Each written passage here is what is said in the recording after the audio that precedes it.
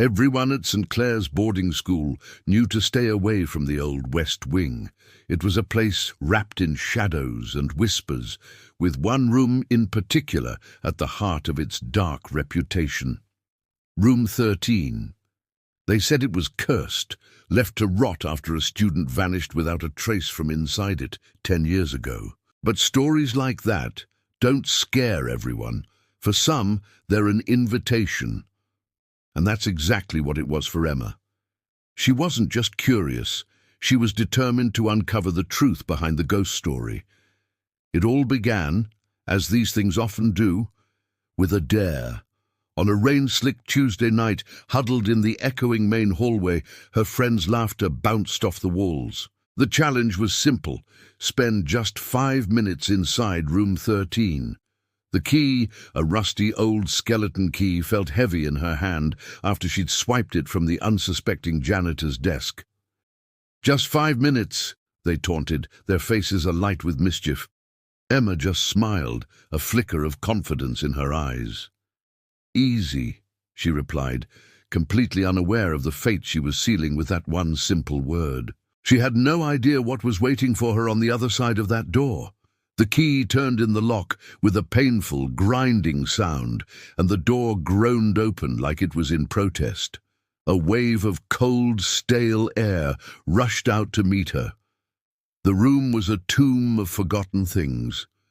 Dust motes danced like tiny ghosts in the single, pale beam of moonlight that sliced through the grime on the window. Broken furniture lay scattered, like the aftermath of a silent, long-forgotten struggle.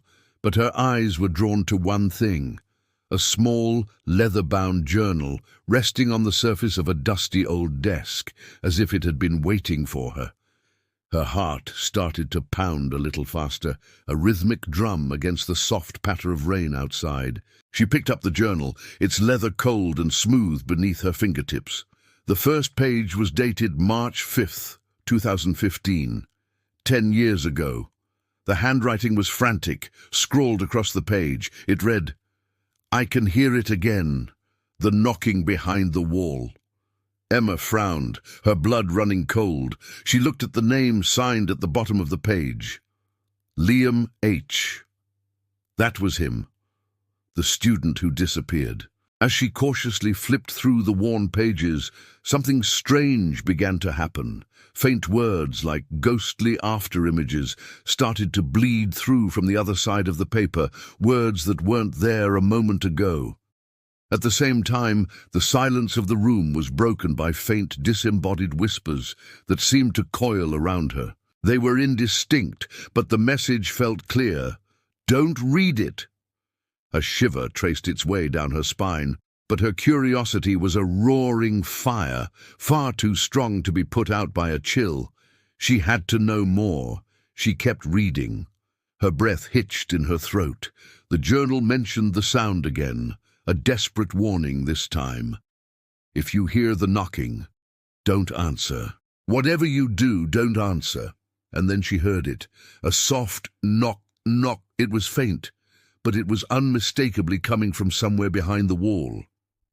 Another knock came, closer this time, more distinct, as if whatever was making the sound was right there, just on the other side of the plaster. A primal fear took hold, but Emma's resolve was stronger. Remembering the entry, she turned her attention to the wall behind the desk. She pushed the heavy piece of furniture aside, the sound of wood scraping against wood echoing in the tense silence. And there it was. Hidden beneath a layer of peeling floral wallpaper was the outline of a narrow door.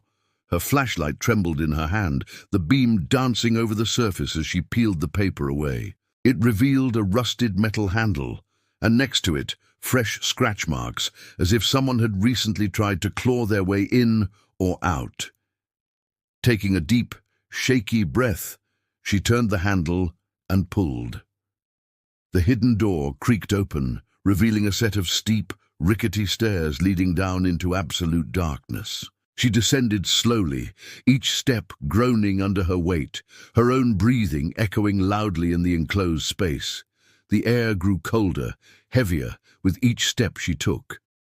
At the bottom, in a small, cramped cellar, her light found an old, stained mattress, a broken clock with its hands frozen at 3:13, and on the floor another journal, identical to the one she still held. With a sense of mounting dread, Emma opened the second journal. It fell open to the final page, the ink still looking disturbingly fresh.